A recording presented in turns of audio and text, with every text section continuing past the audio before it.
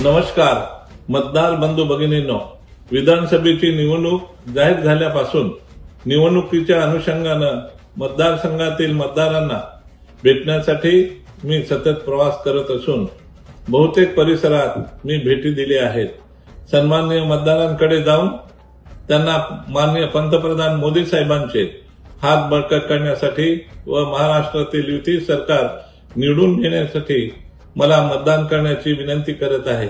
परंतु प्रचारातील व्यस्ततेमुळे काही परिसर, वाड्या, वस्त्या, शहरातील काही भागात आपला संपर्क झाला नसेल। त्या सर्वांना माझी नम्र विनंती आहे की त्यांनी भाजपच्या कमळ चिन्हावर क्रमांक 3 चे बटन दाबून मतदान करावे आणि मला प्रचंड मताने विजयी करावे। आपला ऋणानुबंध असेच वृद्धिंगत करावे ही विनंती।